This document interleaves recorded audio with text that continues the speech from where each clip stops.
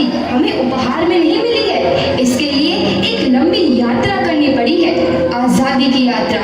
इस यात्रा में हजारों लाखों लोगों ने अपनी जान की कुर्बानी दी। 1919 जलियांवाला बाग।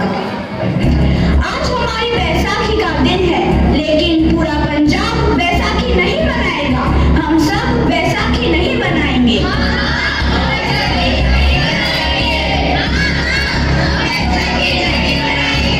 जब तक हम अंग्रेजों को भारत से बाहर नहीं निकाल देते, पूरा पंजाब बैसाखी नहीं मनाएगा। अच्छा, तो तुम सब हमारा विरोध करता है, भाग जाओ यहाँ से, इसका अंजाम बहुत ही बुरा होगा। हम नहीं जाएंगे, तुम लोग जाओगे, हमें नहीं, तुमको भारत से भागना होगा। Soldiers fire!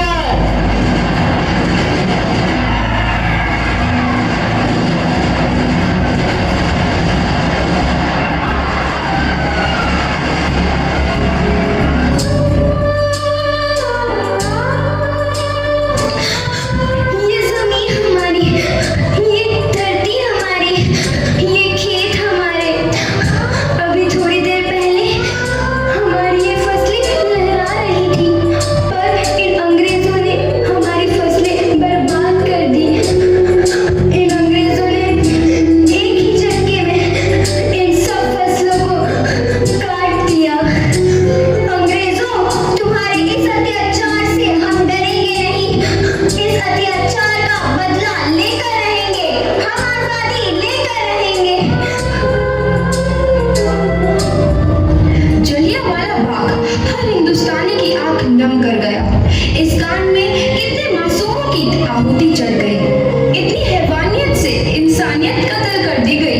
जलियांवाला बाग के हत्याकांड ने आजादी की आग में घी देने का काम किया। मासूम औरतों, बच्चों की दर्द भरी चीखें और सिसकियां इनकलाब का गूंज बनकर उभरी।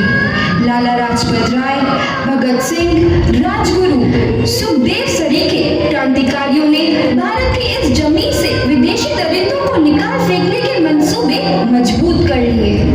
8 अप्रैल 1929 लाला लाजपत राय के नेतृत्व में साइमन कमीशन के खिलाफ एक भारी जुलूस निकाला गया। Simon commission, Simon commission, Simon commission, Simon commission, Simon commission, Simon commission, Simon commission, Simon commission, Simon commission. बेवकूफ इंडियंस, तुमको हमारी बात समझ में नहीं आती। Stop this. साइमन कमीशन नहीं मानता। I said stop this. लाला जी, आप आगे बढ़ो, हम आपके साथ हैं। लाला जी, संघर्ष करो, हम आपके साथ हैं। लाला जी, संघर्ष करो, हम आपके साथ हैं। लाठी चार्ज करो!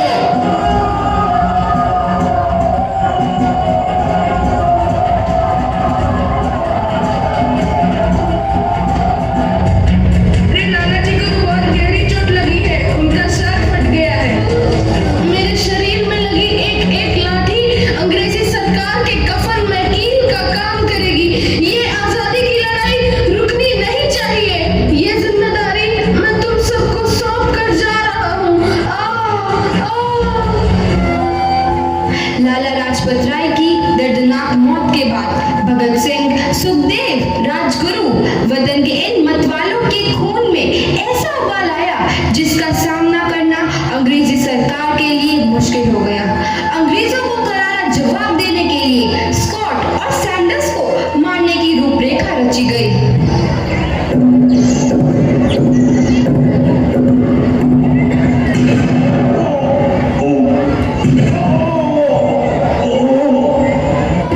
सैंडर्स मारा गया।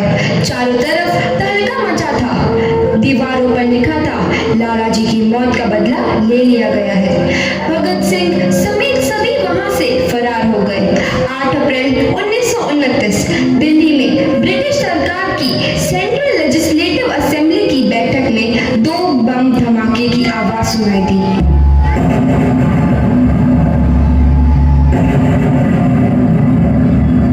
इन धमाकों ने अंग्रेजी हुकूमत को हिला कर रख दिया।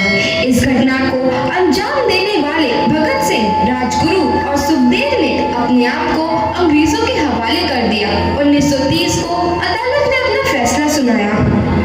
मुलजिम भगत सिंह, मुलजिम राजगुरु, मुलजिम सुखदेव को दफा 121 और दफा 302 के तहत ये अदालत तीनों को मुजरिम करार देती है और इस गुस्ताखी के लिए ये अदालत इन तीनों को सजाए मौत की सजा सुनाती है। सरफरोशी की तमन्ना अब हमारे दिल में है, देखना है जोर कितना बाजुए कातिल में है।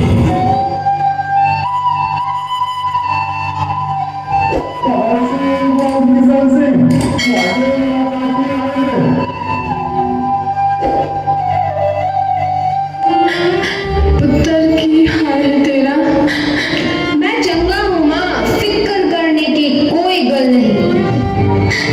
पुत्र, मेरा दिल तेरी तरह पत्थर दिल नहीं होगा। तेरी ये गला सुन के मेरा कलेजा फटे जा रहा है। माँ, मेरा दिल कोई पत्थर जैसा नहीं है, एक वतन परस्त का दिल है जो मेरे देश प्रेम के जज्बे को ताकत देता है। बेटा, मेरा लाल, आज मेरी तपस्या पूरी होने जा रही है। जे तू रोई तो मैंने तकलीफ होइया। सोच, तेरा पुत्र आज शादी करने वास्ते जा रहा है। फर्क केवल इतना है, वो घोड़ी पर नहीं फांसी पर चढ़ने वास्ते जा रहा है। आज तू क्रांतिकारी की माँ है, कल तू एक शहीद की माँ होगी। माँ, पुत्र भगत, तू इतनी छोटी उम्र में हम सबको छोड़ के चला जाएगा। तूने जिंदगी में देखा ही क्या है पुत्र? मैंने अपनी माँ देखी है, जिसने मुझे एक ही बात बताई है कि बेटे, अपने देश के लिए एक बार मरना 100 बार जन्म लेने के बराबर होता है। अच्छा माँ, अब आशीर्वाद दे, आखिरी बार विदाई लेने का समय आ गया है। भगत, मेरे लाल,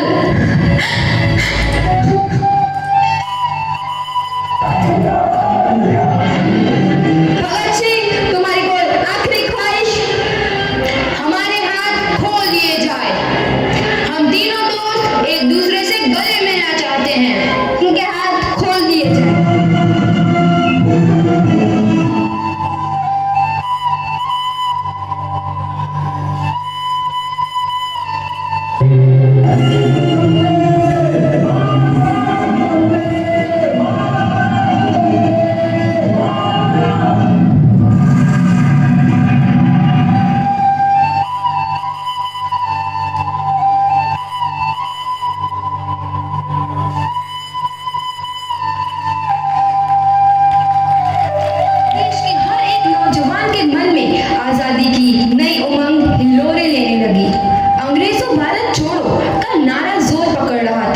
सबने एक आजाद भारत का सपना देखना आरंभ कर दिया था।